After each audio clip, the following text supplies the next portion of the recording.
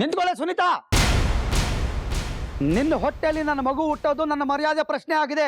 ಪಲ್ಲಕ್ಕಿ ಉತ್ಸವದ ದಾರಿಲಿ ಹೋಗಿ ಅಡ್ಡವಾಗಿ ಮಲಗ್ತೀನಿ. ನಿನ್ನ ಹೊಟ್ಟೆಯಲ್ಲಿ ಹುಟ್ಟೋ ಮಗು ನಂದೇ ಆಗಿದ್ರೆ ಅಮ್ಮನವರು ನನ್ನ ಪ್ರಾಣ ಉಳಿಸ್ಲಿ, ಇಲ್ಲ ಅಂದ್ರೆ ಜನಗಳ ಕಾಲು ತುಳ್ತಕ್ಕೆ ಸಿಕ್ಕಿ ನನ್ನ ಪ್ರಾಣ ಹೋಗ್ಲಿ. ಮತ್ತೆ ಹೇಳ್ತಾ ಇದ್ದೀನಿ, ಗಮನ ಇಟ್ಟು ಕೇಳಿಸ್ಕೋ. ಈ ಮಗು ನಂದಲ್ದೆ ಹೋದ್ರೆ ನನ್ನ ಪ್ರಾಣ ಹೋಗ್ಲಿ. ಈ ಮಗು ನಂದಲ್ದೆ ಹೋದ್ರೆ ನನ್ನ ಪ್ರಾಣ ಹೋಗ್ಲಿ. ಈ ಮಗು ನಂದಲ್ದೆ ಹೋದ್ರೆ ನನ್ನ ಪ್ರಾಣ ಹೋಗ್ಲಿ.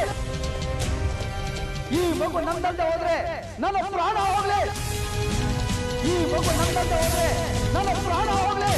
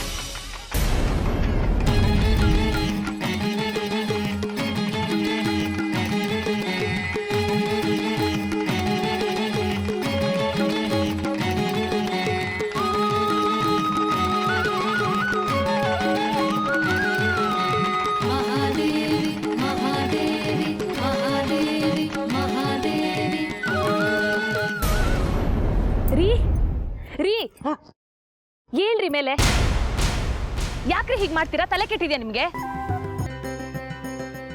ನನಗೇನೂ ಆಗಲೇ ಇಲ್ಲ ಅಂದ್ರೆ ನಿನ್ನ ಹೊಟ್ಟೆಲಿರೋ ಮಗು ನಂದಲ್ಲ ಅಂತ ಆಗಿದ್ರೆ ನನ್ನ ಪ್ರಾಣ ಹೋಗ್ಲಿ ಅಂತ ನಾನು ಆ ತಾಯಿನ ಕೇಳ್ಕೊಂಡಿದ್ದೆ. ಆದ್ರೆ ನನಗೇನೂ ಆಗಲೇ ಇಲ್ಲ. ಸುನೀತಾ, ನಿನ್ನ ಹೊಟ್ಟೆಲಿರೋ ಮಗು ನಂದನೆ. ಅಮ್ಮ ತಾಯಿ ಜಗದ್ರಕ್ಷಕಿ, ನನ್ನನ್ನು ಕಾಪಾಡಿಬಿಟ್ಟೆ ತಾಯಿ. ನನ್ನ ಮನಸ್ಸಲ್ಲಿದ್ದ ಸಂಶಯ ದೂರ ಮಾಡಿಬಿಟ್ಟೆ ತಾಯಿ, ದೂರ ಮಾಡಿಬಿಟ್ಟೆ.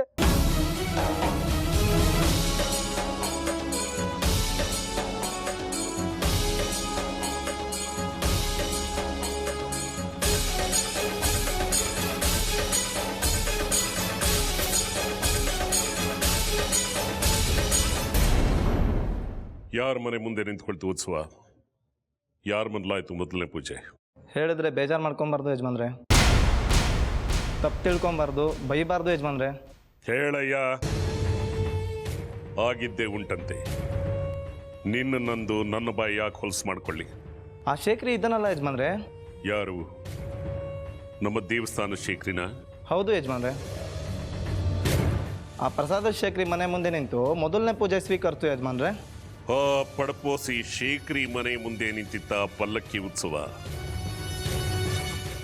ನಮ್ಮ ದೇವಸ್ಥಾನದಿಂದ ಸಂಬಳ ಕೊಟ್ಟರೆ ಮಾತ್ರ ಅವನ ಸಂಸಾರ ನಡೆಯೋದು. ದಿನ ನೈವೇದ್ಯ ಬೇಯಿಸಾಕೋನ ಮನೆ ಮುಂದೆ ಪೂಜೆ ಸ್ವೀಕರಿಸಿದಳ ಆ ಮಹಾತಾಯಿ. ಅಲ್ಲಿ ಶಂಕರ್ ಶಾಸ್ತ್ರಿಗಳು ಇದ್ದಾರಲ್ಲ ಯಜಮಾನ್ರೆ, ಅದಕ್ಕೆ ನಿಂತಿರ್ಬೇಕು. ಆಮೇಲೆ ಎಲ್ಲೂ ಪಲ್ಲಕ್ಕಿ ಎಳ್ದಾಡ್ಲೇ ಇಲ್ಲ. ನೀನಿನ್ ಹೊರಡು. ಸರಿ ಯಜಮಾನ್ರೆ.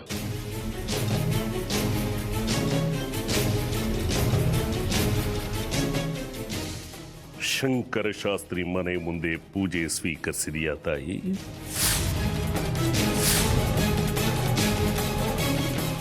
ನಿತ್ಯ ಪೂಜೆ ಮಾಡೋ ನನಗಿಂತ ವರ್ಷಾನ ಕಾಲ ದೇಶಾಂತರ ಹೋಗಿ ನಿನ್ನ ಮುಖಾನೇ ನೋಡದೆ ಇರೋನು ಮನೆ ಮುಂದೆ ಪೂಜೆ ಸ್ವೀಕರಿಸಿದೆಯಾ ಅಂತ ಅಂದ್ರೆ ಏನೋ ಒಳಗುಟ್ಟಿದೆ. ನೋಡೋಣ ಆ ಸುಳಿ ಏನು ಅಂತ ನಾನು ಕಂಡು ಹಿಡಿತೀನಿ.